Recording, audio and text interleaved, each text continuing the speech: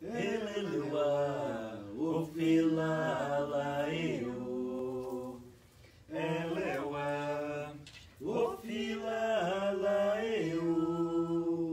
Elelewa, ofilalaeu.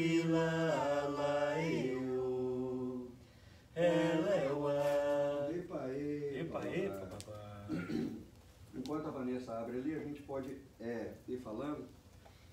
Nós já falamos em outra aula sobre o orixá, não é? O orixá, ela tem, na cultura banto, ela tem essa força, essa visão de que é uma força mantenedora, que mantém a natureza, que mantém o globo, as energias que mantêm o nosso planeta, e ressona nas pedreiras, nas águas, nas cachoeiras, na terra, no ar, não é? No arco-íris. A cultura do Queto é a cultura que vai ver o orixá como um ancestral, não é? O ancestral veio, liderou aquele povo dele, a cidade dele, como Ogum era o rei de Onirê, do reino de Onirê, como Xangô era o Alafim, o rei de Oió, da cidade de Oió. Então ele se torna um orixá e vem a mitologia. Se você vê hoje, seja na Umbanda ou até nas casas de culto afro em geral, você vai pegar muito o resgate da cultura do Queto quando se relaciona aos Itãs. Os Itãs são o quê? As histórias dos orixás, não é? Então, por que a cultura banto, ela não... E quando eu falo cultura banto, são os negros do Congo, de Angola, da Guiné, da costa e de Moçambique. Por que não tem a história do orixá? Porque ele não era visto como um ancestral, ele não viveu aqui, não é? Então, mas a gente pega de tudo. A Umbanda é essa coxa de retalhos, não é? Que pega um pouquinho de cada coisa para tentar um entendimento maior. Embora nós sabemos que o orixá, como diz o vovô do Congo, sem ori não tem orixá. O orixá é essa força que vem de dentro para fora, de fora para dentro, vibra em tudo, está em tudo, não é? Como nós já estudamos na aula anterior, aqui Exu, tudo se movimenta através do orixá Exu. Então o orixá seria essa terminologia que os cultos afros usam para explicar o que está lá em cima, o que influencia aqui embaixo, o movimento das coisas e os caminhos, né, que na cultura do Queto se chamou Odu. Odu é o caminho. Então cada orixá é dono de um caminho. E dentro dessa cultura, cada um de nós está aqui nesse planeta realizando um caminho, não é? Perguntaram ao Zé Pilintra o que nós devemos fazer para estar bem com os nossos orixás. E a resposta dele é sempre igual. Esteja bem com você mesmo e estará bem com seus orixás, com seu mapa astral, com a sua numerologia, com a vida, com os anjos, com os arcanjos, com os mestres ascensionados. O caminho é a proposta oriental que ainda segue esse caminho de dentro para fora. Despertar a divindade que habita dentro de nós, não é?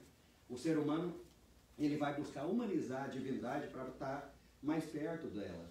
Isso aconteceu desde as ilhas da Polinésia a qualquer vila na África ou do mundo. A gente humaniza a divindade, traz mais perto de nós, não é? Mas ao passo que nós temos que nos divinizar, para que nós estejamos perto da divindade, não é? A cultura afro, ela vai desconectar, se você vê bem, até no cristianismo, né? Essa confusão de Jesus com o próprio Deus, correto? O ser humano, ele tem essa tendência de humanizar a divindade. Você vai ver essa confusão. E embora Oxalá, nosso pai Oxalá, que é da família dos orixás Com, eu não preciso da leitura não. A leitura me ajuda a dar um segmento, mas eu posso falar, porque às vezes tem coisa aí que vai acrescentar. Oxalá vem da família Fon, não é?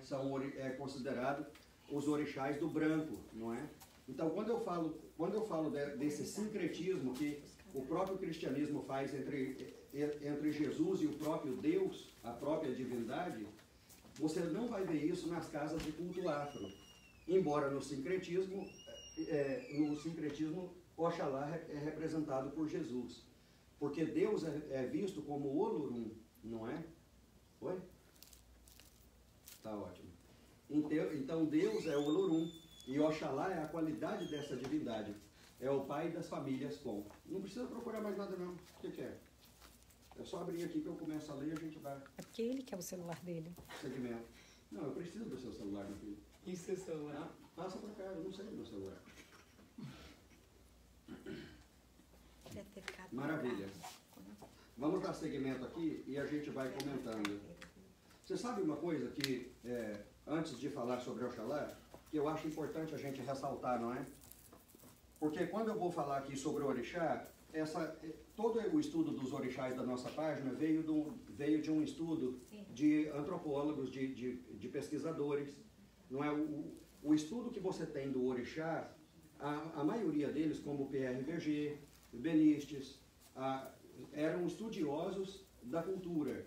Então não veio de dentro. A cultura afro, ela era passada, e aí não importa a procedência da nação, ela é passada de boca a boca. Como cada terreiro tem a sua constituição, tem o seu axé, tem a maneira de manipular o sagrado, inclusive os próprios terreiros de Umbanda. Então, o que nós vamos ler aqui está bem feito, porque veio de fontes seguras, né, sobre o estudo histórico e cultural daquele orixá, não é? Mas o que eu quero deixar bem claro, veja bem, a Umbanda, não é? O que vai fazer uma casa de Umbanda é o amor, é o que ela está produzindo, é o compromisso dela com a espiritualidade. Se um terreiro dança e o outro não dança, se um terreiro tem um atabaque e o outro não toca atabaque, não faz um terreiro mais forte do que o outro. Cada pai de santo, seja de terreiro de Umbanda e qual a procedência que for, o estilo, vai vir da cultura dele, a cultura da espiritualidade que ele carrega e quem preparou ele, não é? Então, se o pai de santo fala Nagô e o outro não fala, então esse aqui é mais forte, nunca foi. E é o que a gente estava falando sobre as entidades. Não é porque um caboclo risca o ponto e o outro não trabalha com o ponto riscado, que um é mais forte do que o outro. É a maneira de trabalhar. Então, a gente tem que fazer essa distinção, tá? A nossa casa, nós temos uma cultura afro muito presente. Assim como nós temos presente a influência kardecista. Então, a influência afro na nossa casa, a gente faz os rituais de iniciação. Basicamente, eu faço tudo que o candomblé faz. O que eu não faço é o corte. Eu não sacrifico animais e aí cada religião com as suas tradições, a Umbanda ela não sacrifica animais. E a gente se distingue também na filosofia, porque geralmente nas casas de cultura afro, tudo você resolve com um ebó.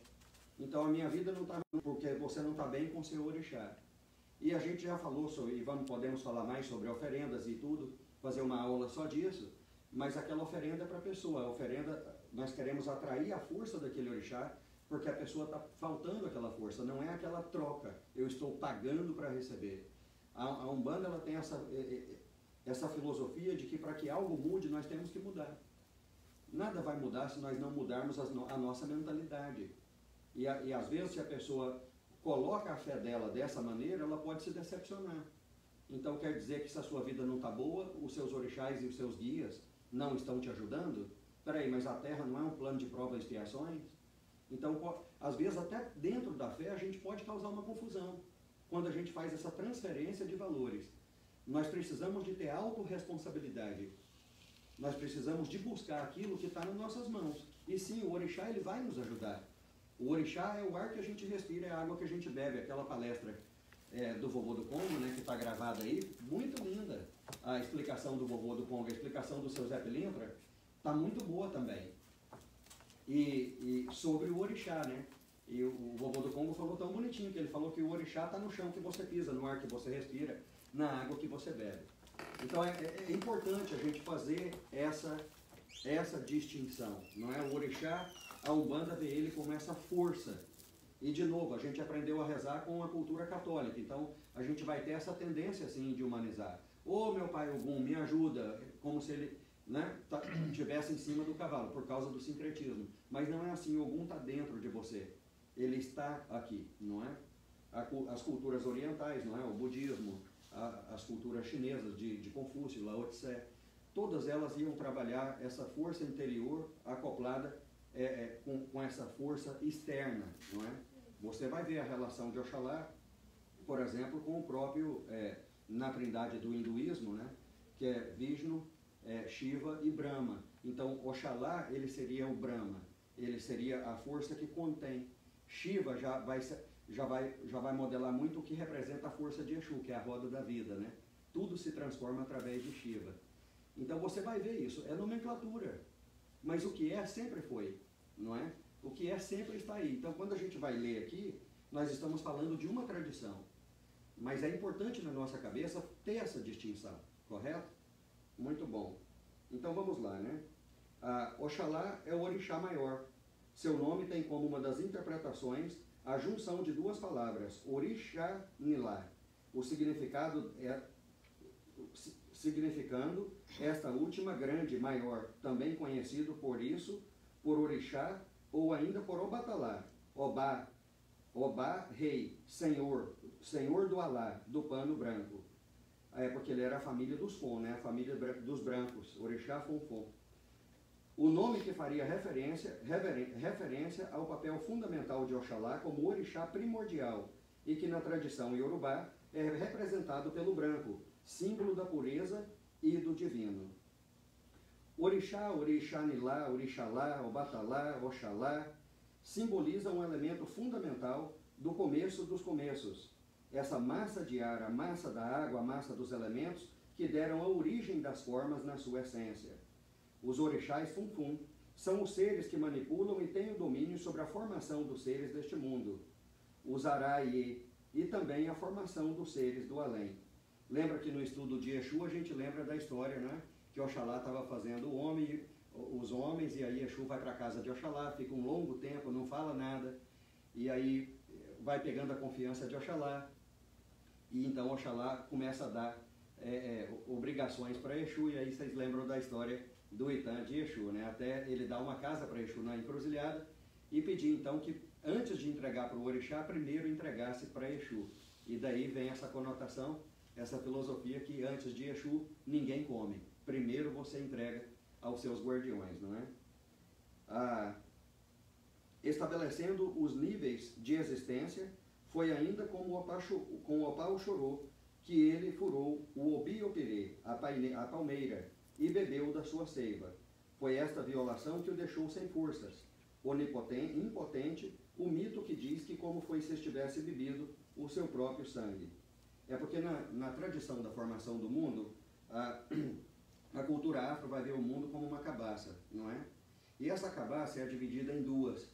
Então, a cabaça masculina, ela vem na figura de Oxalá. E a cabaça feminina, e aí você vai incluir Orixalá, Oxalianque, Oxalufã, o que seja, não é? E na cabaça, e na parte feminina, ela vai ter um nome de Oduduia. Então, a cabaça se completava na formação do planeta. Então, no que Oxalá bebe o vinho da palma, ele se embriaga, segundo esse Itã. E ele perde a sua força e não consegue descer no Aê para a formação das coisas. Então, Oduduia, ou Oduduiá, é quem toma esse caminho e vem logo Oxalá depois complementando. Agora você vai analisar tudo, né? Porque a força criadora é a força feminina. Oduduia, ela vem primeiro. A cabaça, por que a cabaça? A cabaça é a visão do útero, correto? Chega um momento em que Oxalá, ele se desconecta de Oduduia. Oduduia faz a sua parte e Oxalá vai agregar todas essas forças. Por isso que eu disse que ele se assimila com a visão do Brahma, na explicação do próprio hinduísmo, correto? E o seu código, mamãe? 08. Se você falar alto, todo mundo quer saber seu código. Ela não quer contar mesmo, não. Ela também não quer falar pra você. Eu vou lembrando das coisas, vai apagar de novo. Vamos lá.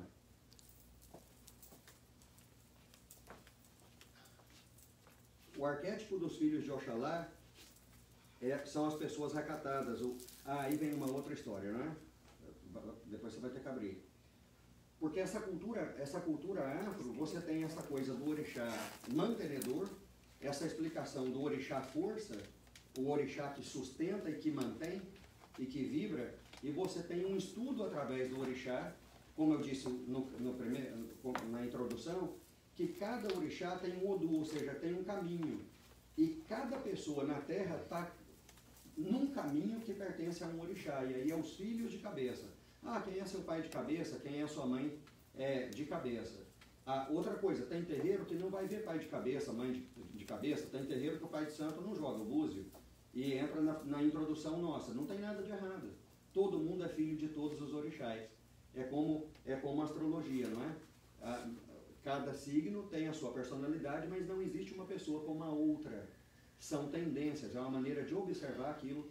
Então, no panteão iorubano, você pode observar a personalidade das pessoas, as tendências, através dos orixás, correto? Então, quando ele fala aqui dos filhos, né, de Oxalá, aí de novo, se a pessoa está em equilíbrio, ela vai manifestar o seu melhor. E se a pessoa não está em equilíbrio, você vai inverter esses opostos. Porque os filhos de Oxalá, se eles estão bem, são aquelas pessoas discretas, são aquelas pessoas pacientes, são aquelas pessoas amáveis, são afáveis. É aquela pessoa que se dá bem com todo mundo, embora mesmo em equilíbrio, são muito reservados. Você não faz amizade com o filho de Oxalá numa festa. Ele não vai se abrir para você porque ele te conheceu tomando uma cerveja. Nunca, jamais, né? São arrecatados. Mas o que acontece? Se esse filho de Oxalá ele não está em equilíbrio, são pessoas impacientes, se tornam pessoas ansiosas e podem ser também até arrogantes, não é? Ele pode ter a tendência de achar que é melhor do que os outros. E por isso não dá confiança para qualquer um. Então, mas isso, de novo, é o equilíbrio, é a pessoa estando em equilíbrio. O orixá ele nunca é ruim e nós não temos a visão que eu sou assim por causa do meu orixá. Não. Você tem o orixá que tem porque você é assim. Você está no Odu daquele orixá, trabalhando aquilo que precisa ser trabalhado em você. Então, o que é o amor? Tudo que ele traduz. Um filho de Oxalá em equilíbrio, ele é isso tudo. E aí, o que é o oposto disso? Correto?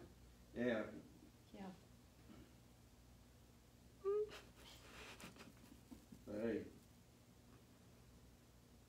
Tá ótimo. Aonde que eu parei? Aí são as pessoas amorosas, lúcidas, né? Porque são muito inteligentes, são discretos, desprendidos, têm bom gosto, são precisos, né? Eles são analíticos, são tranquilos e por vezes avessos a práticas de esporte, são aquelas pessoas mais recatadas, né? São muito sábios, como eu disse, muito inteligentes, são lógicos, como eu disse, são racionais, né? Analíticos, e podem ser lentos, querendo saber como as coisas funcionam em detalhes, né? Como eu disse, são detalhistas, autossuficientes, não é? Avesso à multidão, gostam de um tempo só para eles, né? São pessoas justas, observadores, são compreensivos, de elevada moral, não é? E gosta das coisas belas, da música e dos animais. E então isso é o caminho que todos os filhos de Oxalá querem chegar, né?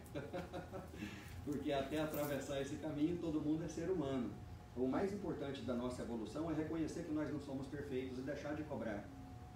Uma coisa porque tudo o que você põe o foco expande. A gente pode criar hábitos positivos.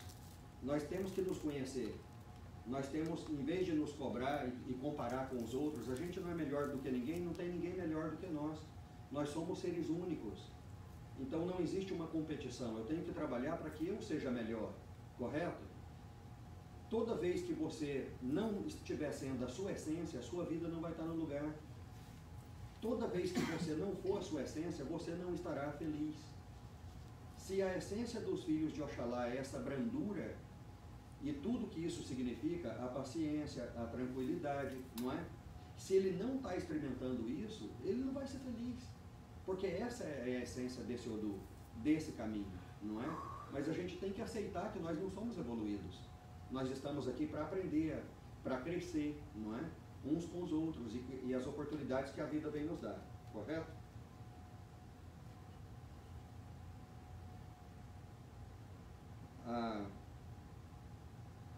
Onde eu parei?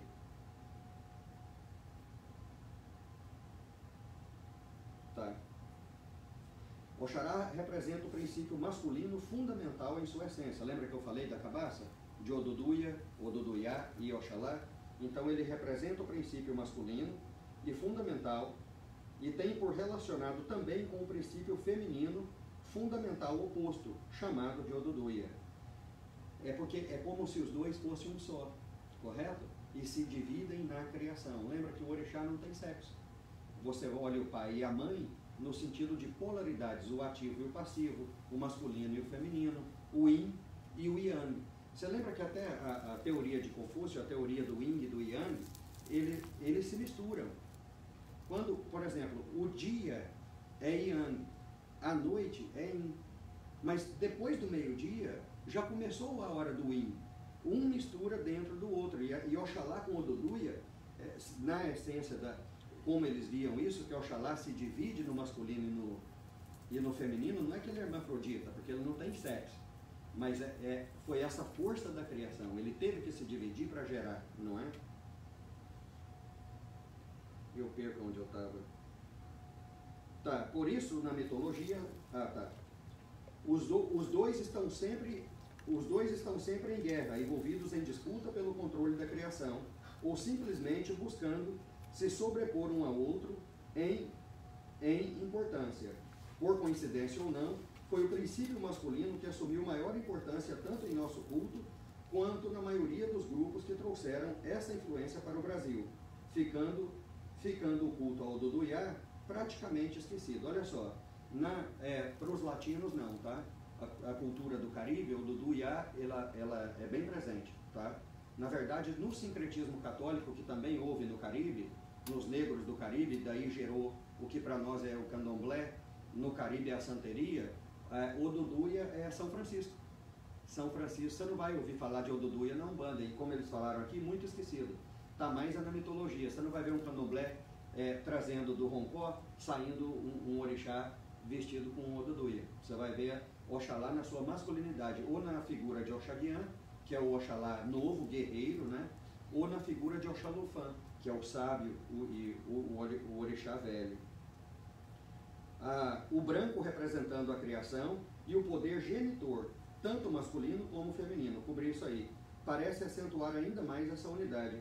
Oxalá teria então a função de criador de nosso sistema, de nosso planeta e de todos os seres que habitam. Ele moldaria esses seres que receberiam do Olorum. Olorum é o firmamento, né? O Nirvana. Que recebiam do Olorum. Não, o Olorum é Deus, Orum é o Nirvana. O sopro da vida, tornando-se assim os seres vivos. Inúmeros mitos e cânticos apontam essa característica de Oxalá, e podemos relacionar o seu papel com o desempenhado pelo deus Brahma hindu, o criador de nosso planeta. Ou seja, Brahma, aquilo que compôs tudo, ele trouxe, ele agregou tudo para que tudo se gerasse, né? Perdi de novo. Tá. Não confundi-lo então, mas ao mesmo tempo, não confundi-lo então com o próprio Brahman, o grande senhor do cosmos. Equivaleria ao criador da teosofia, faceta individualista do criador, este responsável, assim como Brahman, pelo todo existente. Não é à toa que tem o seu sincretismo também realizado com a figura do Mestre Jesus, enquanto a manifestação de Deus encarnado. Jesus assumiria para o cristão o papel de Senhor de nosso mundo, correspondendo à figura de Oxalá. Fica claro, no entanto, que inúmeros desafios são enfrentados pelos cristãos para fazer o sentido e a ideia de humanização de Deus, enquanto que o conceito do orixá Oxalá, por mais que possa receber característica humana, tanto nos míticos quanto nos cantos, nunca seria confundido com um ser que já encarnou. Outro exemplo seria o da manifestação dessa força quanto de princípio de manutenção do criado. Aquele que cria tem a função de zelar pelo criado, muitas vezes não admitindo mudanças ou resistindo com elas, como na trindade hindu. Brahma teria a função criadora, mas é Vishnu que mantém e Shiva que renova o criado. Oxalá seria o criador, zelador, e nesse papel teria o nome de Oxalufã, da palavra Ifon, nome da cidade africana, ao qual se identifica o culto da forma deste Oxalá, que seria o Oxalá de Ifon, Oxalufã, para nós brasileiros, Oxalá é o Ifon. Também chamado de Olofum, ou Oló, Senhor, ou Senhor do Ifon, o velho Criador. Neste papel de Criador pode ser ainda comparado com o deus egípcio Horus. A figura de Horus é porque Horus é representado pelo falcão ou a águia. Ele é o único pássaro que ele consegue voar alto e olhar o sol de cara a cara. E o símbolo de Oxalá é o próprio sol. Por quê? Porque o sol, ele dá a vida ao nosso planeta, correto? Então ele é sincretizado com Horus na figura egípcia. Onde eu fui? Ok. Horus, da divindade maior do panteão egípcio, representado pela... Ah, eu falei. Enquanto a luz solar está. Ainda outra qualidade de Oxalá o identifica como um artesão, que modela a cabeça de todos os seres humanos, né? Essa metáfora de que ele criou tudo que existe. Nessa condição, receberia o nome de Alajá, o oleiro divino, conforme nos conta o professor José Flávio, que modela os oris. A cabeça, quem modela o ori e a cabeça, ou a cabeça, né? É Alajá. Ele é muito velho, mas modela o barro com a perfeição da cabeça dos homens. Na mistura do barro, um pouco de cada coisa da natureza, uns têm mais água do que os outros, uns podem ser de Oxum, outros de Emanjá, um é mais terra, são de Obaluaê, outros são de Olorum, que dá a vida com seu hálito, não é? Seu emi. São essas duas facetas, e fica no Orum a terra dos orixás, e a outra vem para o Aê, terra dos homens. O Ilê seria o astral, né? E o Aê seria a terra, nesse linguajar do Queto. Quando morremos, as duas se encontram no Orum com Oxalá. Esses são apenas alguns exemplos de como a mesma força pode assumir características múltiplas.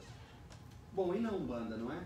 Em nossa Umbanda, Oxalá teria como representação mais característica a personificação da paz e do amor, e segundo a ser reverenciado, logo após a energia multiforme de Exu, demonstrando a sua importância em nosso culto.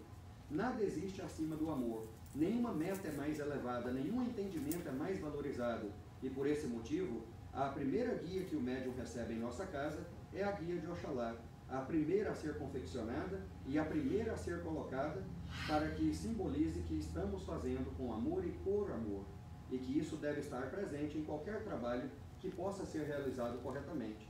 É através dessa força que entendemos a caridade, exercitamos a compaixão e alcançamos os planos mais elevados de espiritualidade, né? Eu quero comentar, só estou vendo aqui, eu quero fazer um comentário muito interessante sobre essa coisa que a África divide Oxaguian com Oxalufã, e cada um de acordo com as suas vilas e as cidades e os seus reinados, né? Como Oxum é a rainha do Ijexá, e Ijexá, existe uma cidade que se chama Ijexá. Então, o que se conta de Oxaguian? Olha que coisa mais interessante, tá? Essa coisa da ufologia, essa coisa que a Terra, ao longo do seu caminho, ela recebeu visitas do astral, e você vai ver isso em muitos lugares diferentes do planeta, não é?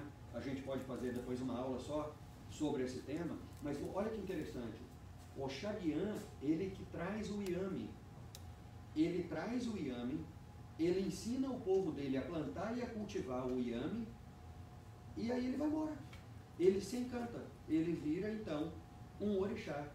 Olha que interessante essa figura, essa representação de Oxaguian. E lembra que era de pai para filho, os itãs, as histórias eram passadas. A cultura afro, ela vai para o papel e caneta em 1930 com Pierre Verger, né, que era um francês que foi para a África e estudar a cultura, e depois ele vai para o Brasil e ele fundou o Instituto Pierre Verger na Bahia. Eu tive a honra, que eu amo, né, que eu ganhei esse decade de Dona Cici de Obatalá, não é? Ela está viva, está velhinha, e aliás ela até não está bem, sabe? E que Deus possa abençoar e que Oxalá dê saúde a ela. É um evento lá em Los Angeles, que é um evento que a gente fazia com a UCLA, que é a Universidade de Los Angeles, que a gente ia na praia. Foi a pedido do Dalai Lama, que as filosofias que cultuavam as forças do mar que se unissem e fizessem um trabalho junto. Foi lindo. Isso era feito a cada 3 anos. Foi assim que eu conheci a Dona Cici, que cuida até hoje do Instituto Pierre Verger na Bahia. E aí, numa dessas, elas resolveram visitar o nosso terreiro lá em Torrance, lá em Los Angeles na época, e viram a abertura do trabalho, e elas não conheciam a Umbanda, né? Elas falaram com o seu Zé Pilintra, uma história interessante. E aí as duas resolveram fazer uma cerimônia para mim, né? E me dar o decá. Eu ganhei esse decá da Dona Cici de Obatalá. E ela cuida do Instituto Pierre Verger até hoje. Eu já busquei no YouTube, porque se você vê a Dona Cici falar as histórias do santo, né, compadre? Uhum. Impressionante. Você pode passar 10 horas escutando a Dona Cici. Ela é muito fofa, né? É uma gracinha. Então é o que eu estou falando, era passado de história para história. Então, o quanto é interessante essa história de Oxaguian. Então, segundo as histórias, ele vem, ele aparece com o inhame. E o povo estava passando numa época de muita fome. Então, ele vem com o inhame, ele ensina o cultivo, ensina a plantar e ele vira um orixá. Então, o que a gente entende disso? Ele foi um ser que veio, ajudou aquela população e regressou. Mas na cultura deles, o que era? O meu orixá. Ele se tornou um orixá. Então, Oxalá é amor. Oxalá ele vai reger tudo isso que simboliza para nós na Umbanda a paz. Sem paz e sem amor não se constitui nada. Fomos criados pelo amor. E através do amor nós vamos transcender. Ninguém vai conseguir transcender sem amor. Ninguém vai conseguir se transformar sem amor. Eu não posso amar o próximo se eu não amo a mim mesmo. E aí não é só para os filhos de Oxalá. Eu não vou conseguir vibrar na essência de Oxalá se eu não tiver ela dentro de mim. Fisicamente, energeticamente impossível. Então nós temos que nos educar, né? Eu estou fazendo um curso agora com as minhas primas, elas fazem psicologia positiva, né? A Gabriela, a Isabela e Thaísa, né? Thaísa é psicóloga. Elas estão fazendo um trabalho maravilhoso, né? E elas estão fazendo esse estudo do livro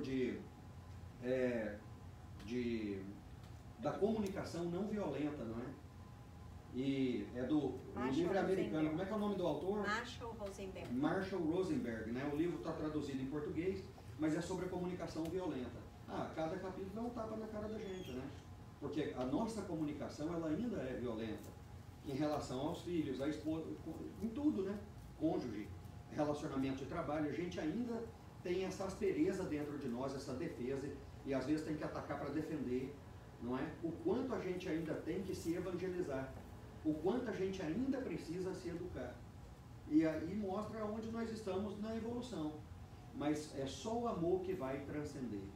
E ninguém falou isso tão claro como as parábolas de Paulo de Tarso em Coríntios, não é? A segunda epístola aos Coríntios, Paulo fala: ainda que eu falasse a língua dos homens, ainda que eu detesse todo o conhecimento e poder, sem amor, eu nada seria.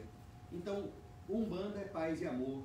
Oxalá é que rege todas as falanges, não é? Oxalá é que rege todos os orixás. Tem essa história de Oxalufã, Oxaguian, mas tem uma outra também de Oxalufã.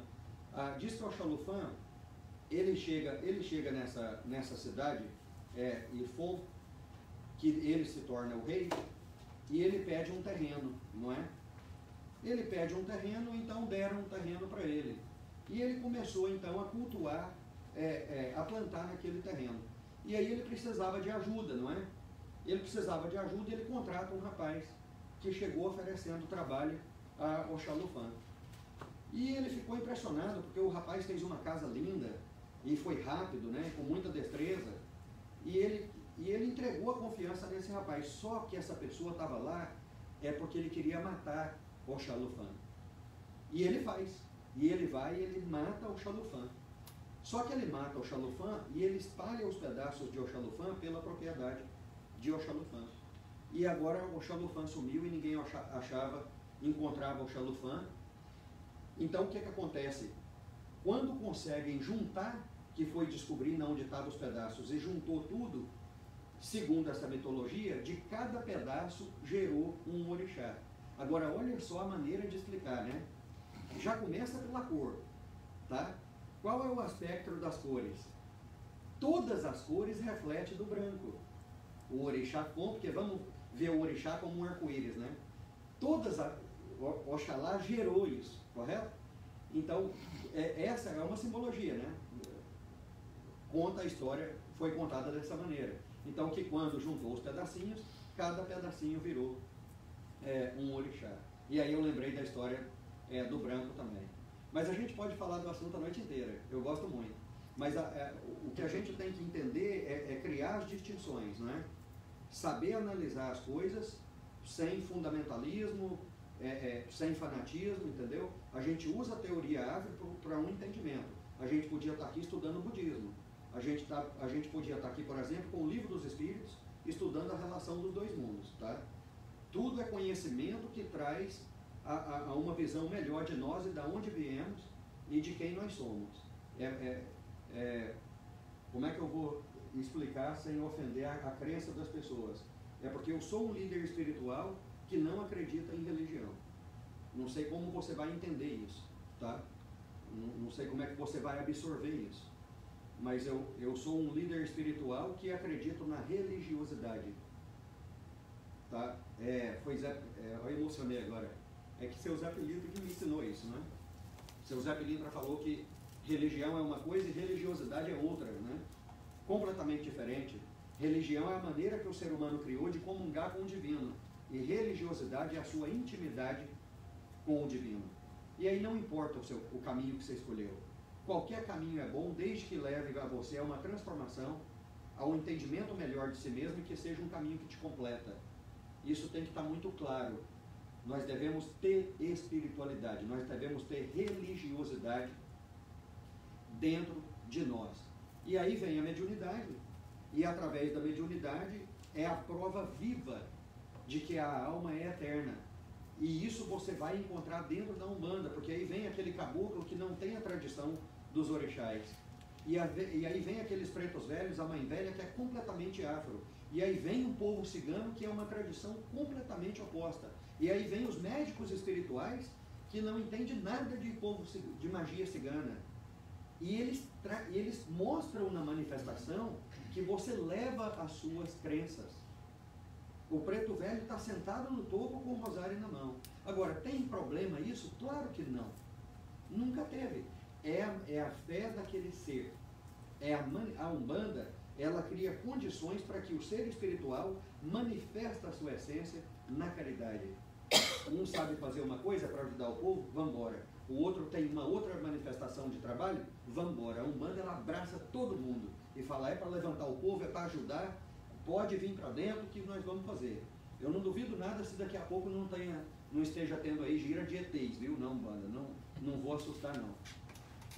Mas eu acho que, Oxalá, eu acho que a gente cobriu bem, né, Vanessa? Cobrimos bem. Sim. Alguma coisa que eu não falei, ou pergunta? Ficou muito bem. Tá ótimo então. Então a gente vai passar o seu Zé. É claro, né? Muita saudade, é ruim estar só a gente aqui, mas de novo agradecendo o momento que isso aqui nos deu, né? Porque quando tá no Vamos Ver aqui, a gente nunca tem oportunidade de conversar e é legal que isso fica gravado, né? Então as pessoas que não viram podem entrar depois e na hora ali da conversa. E na semana que vem nós vamos falar sobre Ogum. Ogum. Temos muita coisa para falar sobre Ogum. Vamos cobrir todos os orixás, tá? Nós vamos finalizar com um ponto para Oxalá, né? Vamos finalizar com um ponto para Oxalá. Tem um ponto de Oxalá. Oxalá, ele é muito querido, né? Ele é essa doçura toda, né? Tem um ponto de Oxalá que é meio que fazendo uma brincadeira porque ele tomou o vinho do Mariô, né? Da palmeira. Mas o ponto é assim. Epa! E Mariô, patacuri, corapa, epa! E mio, Mariô, patacoreco, babá, epa! E Mariô, patacuri, corapa, epa! Epa, babá! Cheiro, Oxalá já tinha formado a terra nas condições de vir, então, os orixás, e o primeiro que chega no Aê é Ogum. A gente vai estar cuidando disso, falando sobre isso na semana que vem, né? E diz que quando vem, e quem traz os orixás é Exu, tudo se movimenta através dele, e Oxalá já tinha criado essas condições. Então tem a mitologia que Oxalá ia caminhando, e Exu fala assim, babá, Oxalá, babá. E Oxalá continua andando e não olha para ele. E Exu fala, babá, babá é pai, Oxalá, e Oxalá não escuta Exu. E aí de repente ele fala, babá, e aí Oxalá para, olha para trás, Exu olha para ele e fala, epa, epa, babá. E aí ficou a saudação, né? Essa é uma história da cultura do Queto. Epa, epa, babá, né? Mas em Nagô, você fala epi, epa, Babá, né? O grande Senhor. O grande Senhor está aqui, né? É isso, axé. Ah, você tinha um outro ponto para cantar? Ah, então canta. Vamos deixar a Vanessa cantar um ponto e vamos trazer o Zé Pimentra.